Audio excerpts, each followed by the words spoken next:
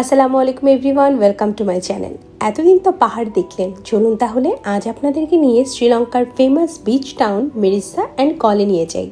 মিরিসা যাবার পথে অদ্ভুত সুন্দর একটা ওয়াটারফলসের দেখা পেয়ে গেলাম, আর এটার নাম হলো রাভানা ফলস। এটা one of the most breathtaking waterfalls in Sri Lanka. এই স্টানিং 3 টায়ার্ড ওয়াটারফলসের উচ্চতা 82 ফিট এবং এটা একটা must visit place for nature lovers and photographers. এই ওয়াটারফলের নামকরণ করা হয়েছিল রামায়ণের রাজা রাবণের নাম অনুসারে। লোকালদের কাছ থেকে জানতে পেরেছি, রাজা রাবণ যখন সীতাকে অপহরণ করেছিলেন তখন এই ওয়াটারফলের পেছনের গুহাতে তাকে লুকিয়ে রেখেছিলেন এবং গুহাটার নাম হলো রাভানা ফলস কেভ। বর্ষাকালে এই ফলসের সৌন্দর্য অনেকাংশে বেড়ে যায়। আপনারা চাইলে কিন্তু কাছ থেকেও ফলসের সৌন্দর্য উপভোগ করতে পারবেন, কিন্তু আমার কাছে এটা বেশ রিস্কি মনে হয়েছে, সেই জন্যই আমি দূর থেকে এটা সৌন্দর্য উপভোগ করেছি। টুরিস্টরা শ্রীলঙ্কায় আসলে এটা মাস্ট ভিজিট করে, বিকজ এই ওয়াটারফলটা অদ্ভুত একটা সৌন্দর্য বহন করে। বিশ্বাস করুন, কাছ থেকে দেখলে আপনি নিজেই বুঝতে পারবেন। সো আমি রিকোয়েস্ট করব, শ্রীলঙ্কায় ভিজিট করলে রাভানা ফলস কিন্তু মাস্ট ভিজিট একটা প্লেস। ওয়াটারফলস দেখা শেষ করে দেন রওনা হয়ে গেলাম মিরিসার উদ্দেশ্যে। পাহাড়ের গা বেয়ে আঁকাবাঁকা রাস্তাগুলোকে বিদায় দিয়ে আমরা চলে আসলাম সমতলে। এত সুন্দর শ্রীলঙ্কা, আমি যে একদম বাড়িয়ে বলছি না, সেটা আমার ভিডিওগুলো দেখলেই আপনারা বুঝতে পারবেন। মাথা নষ্ট করা সৌন্দর্য।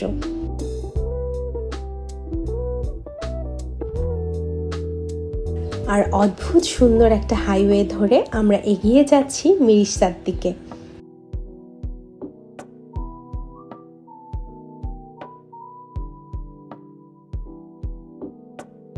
দুপাশে পাহাড় আর আমরা মাঝখান থেকে এগিয়ে যাচ্ছি।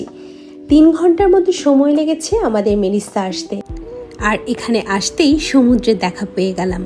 অসম্ভব সুন্দর, মাশাআল্লাহ। দেন আমরা চলে আসলাম ইনস্টাগ্রামের সেই most viral and famous spot coconut tree হিলে। এই জায়গাটা মূলত সানরাইজ এবং সানসেটের সময়কার জন্য বেশ জনপ্রিয়।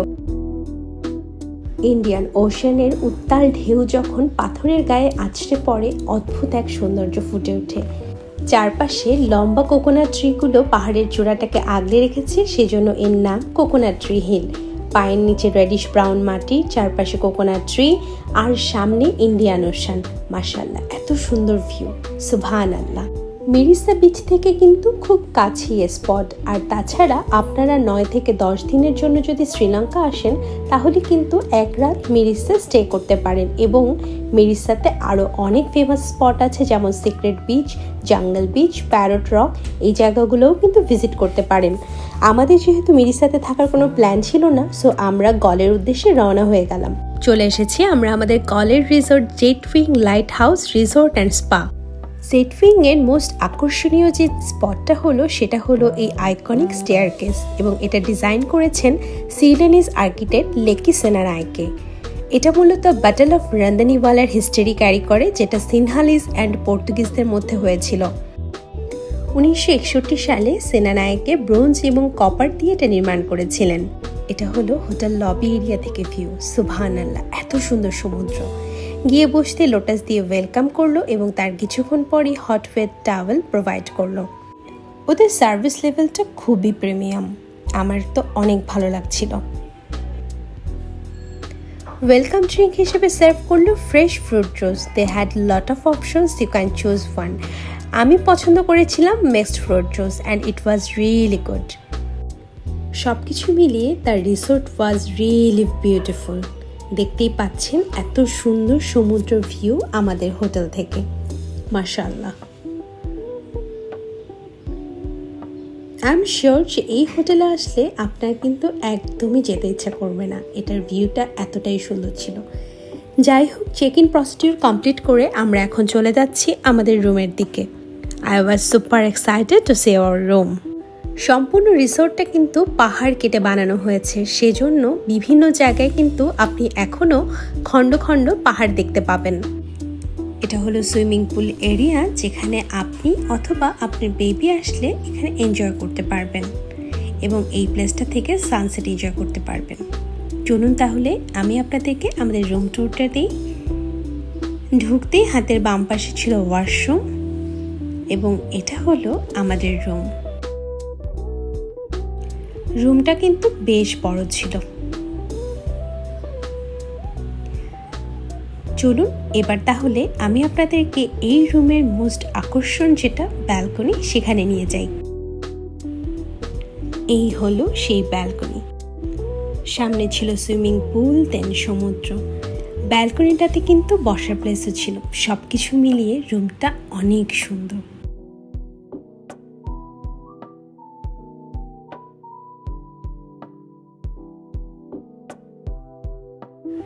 আমাদের রুম থেকে ভিউটা ছিল জাস্ট এক কথায় আউটস্ট্যান্ডিং, অসম্ভব সুন্দর। গলে আসলে চেষ্টা করবেন অ্যাটলিস্ট 2 দিন থাকার জন্য, বিকজ গল এতটা সুন্দর যে একদিনে আসলে এটা সম্পূর্ণ এক্সপ্লোর করা পসিবল না।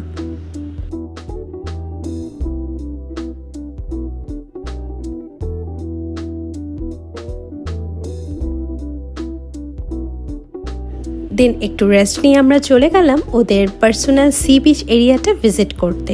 ট্রাস্ট মি, ইট ওয়াজ আউটস্ট্যান্ডিং। সাগরের ঢেউ যখন এই পাহাড়গুলোর বুকে আছড়ে পড়ছে, বিশ্বাস করুন এতটা সুন্দর ভিউ, মাশাআল্লাহ অনেক সুন্দর। আমি আসলে বলে বোঝাতে পারবো না যে কতটা ভালো লাগছিল। আমাদের দুজনেরই অনেক ভালো লাগছিল এবং আমরা অনেক এনজয় করছিলাম। সাগর পাড়ে অনেকটা সময় কাটিয়ে চলে আসলাম ওদের পুল এরিয়াতে। পুল ওয়াজ রিয়েলি বিউটিফুল। আপনি পুল এনজয় করতে করতে কিন্তু সানসেটও এনজয় করতে পারবেন।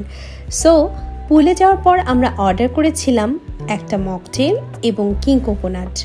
মকটেলটা অনেক ইয়াম্মি ছিল, সেজন্য আমার হাজবেন্ড একটা ফিনিশ করার পর আরেকটা অর্ডার করেছিলেন এবং আমি খেয়েছিলাম ওদের কিং কোকোনাট। কিং কোকোনাটটা এক কথায় অসাধারণ ছিল। শ্রীলঙ্কার কোকোনাটগুলোর টেস্ট কিন্তু totally different. Coconut water was so sweet and refreshing. So আস্তে আস্তে সূর্য অস্ত চলে যাচ্ছে। সমুদ্র পাড়ে বসে এই অদ্ভুত সৌন্দর্য উপভোগ করা, তাও আবার প্রিয় মানুষটির সাথে, মনে হচ্ছিল I was in my dream. আলহামদুলিল্লাহ ফর এভরিথিং।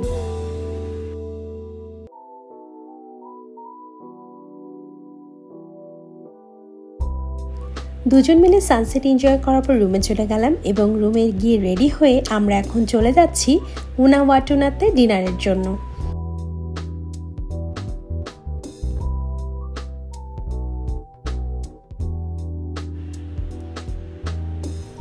এটা হলো আমাদের হোটেলটা রাতের লুক। অসম্ভব সুন্দর, তাই না? সো আমরা একটা টুকটুক ভাড়া করে নিলাম উনাওয়াটুনাতে যাওয়ার জন্য এবং আমাদের প্ল্যান ছিল আমরা ফার্স্টে উনাওয়াটুনাতে যাব, ওখানে গিয়ে সাগর পাড়ে বসে ডিনার করব, দেন একটু গল্ফ ফোর্টের দিকে যাব, দেন আবার হোটেলে ব্যাক করব। সো এই প্ল্যান অনুযায়ী আমরা একটা টুকটুক ভাড়া করে নিলাম যে কিনা আমাদের সাথে সারাক্ষণ থাকবে। রাতের ভাইব হচ্ছে টোটালি ডিফারেন্ট, দেখতেই পাচ্ছেন, so happening and so lively. এই স্ট্রিটটাতে আসলে আপনি প্রচুর টুরিস্টের দেখা পেয়ে যাবেন। চারপাশে এত লাউড মিউজিক এবং রাস্তায় এত টুরিস্ট। মূলত এই জায়গাটা ফেমাস হলো ওদের সি ফুডের জন্য। সো আমরাও চলে আসলাম এরকম একটা রেস্টুরেন্টে যেখানে আজকে রাত্রে আমরা ডিনার করব। রেস্টুরেন্টটাতে ভেতরেও বসার জায়গা আছে এবং আপনারা চাইলে কিন্তু সমুদ্রের পাড়েও ওদের বসার সেটআপ আছে, সেখানেও আপনারা বসতে পারবেন। সো আমাদের যেহেতু প্ল্যান ছিল সমুদ্র পাড়ে বসে ডিনার করার, সো আমরা চলে গেলাম ওদের সি বিচ এরিয়াটাতে এবং দেখুন বালুর উপরে কত সুন্দর একটা setup. The environment was so romantic. So ডিনারে আমরা অর্ডার করেছিলাম ওদের fried rice, chicken sizzling and cheese omelette. Food taste was really good. খাবারটা যতটা না মজা ছিল তার সাথে আমার আসলে বেশি ভালো লাগছিল সাগর পাড়ে বসে খেতে পারাটা। It was truly a memorable night for me. Trust me, আপনারা যদি যান আপনাদের কাছেও অনেক ভালো লাগবে।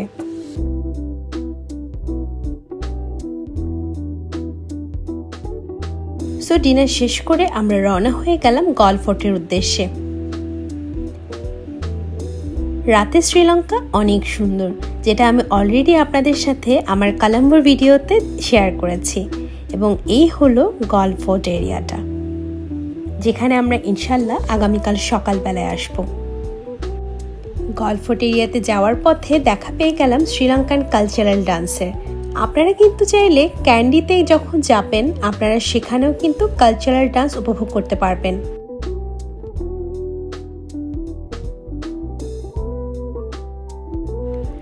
ডান্স দেখা শেষ করে আমরা চলে গেলাম গল্ফ ফোর্ট স্ট্রিটগুলোতে। গলে আসলে আপনারা রাতে গল্ফ ফোর্ট স্ট্রিটগুলো কিন্তু মাস্ট ভিজিট করবেন, বিকজ রাতে গল্ফ ফোর্টের সৌন্দর্য দ্বিগুণ হয়ে যায়।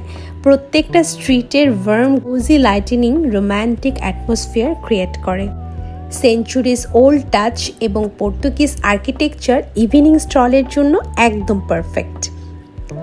আপনি যদি পরন্ত বিকেলে প্রিয়জনের সাথে এক কাপ কফি অথবা রুফটপ কোনো রেস্টুরেন্টে বসে ফ্রেশ সি ফুড এনজয় করতে চান, গল্ফ ফোর্টের ইনসাইড ক্যাফে ও রেস্টুরেন্টগুলো কিন্তু হতে পারে আপনার জন্য একদম পারফেক্ট একটা চয়েস। এই স্ট্রিটে আপনারা কিন্তু বিভিন্ন টাইপের শপ পেয়ে যাবেন, সো চাইলে কিন্তু শপিংও করতে পারবেন।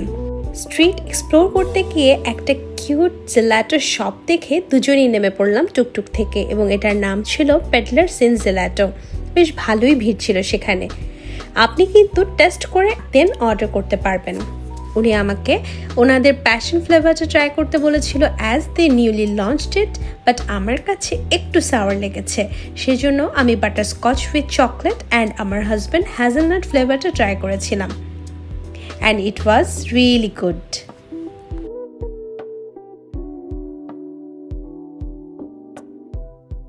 ওনাদের আরও অনেক অপশনস আছে, আপনারা কিন্তু চাইলে বেশ মজার মজার অপশনগুলো ট্রাই করতে পারবেন।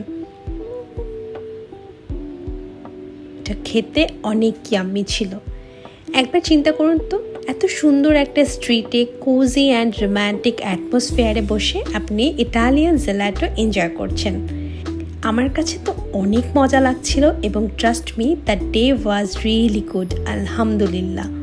গলে আসলে নাইট টাইম গল্ফ ফোর্টে ভিজিটটা কিন্তু must, because it's totally different. আমার বিশ্বাস এই স্ট্রিটে আসলে আপনাদের সবার কিন্তু অনেক ভালো লাগবে। দেন আমরা চলে যাচ্ছি আমাদের রিসোর্টে। The day was really good, আলহামদুলিল্লাহ ফর এভরিথিং।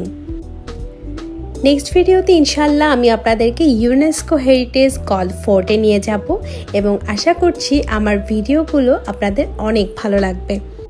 আজ তাহলে এই পর্যন্তই। আমার ভিডিওগুলো যদি ভালো লেগে থাকে প্লিজ আমার চ্যানেলটা সাবস্ক্রাইব করবেন, লাইক দিবেন, ভালো লাগাগুলো কমেন্টস করে জানাবেন, আর ফ্রেন্ডস অ্যান্ড ফ্যামিলির সাথে বেশি বেশি শেয়ার করবেন।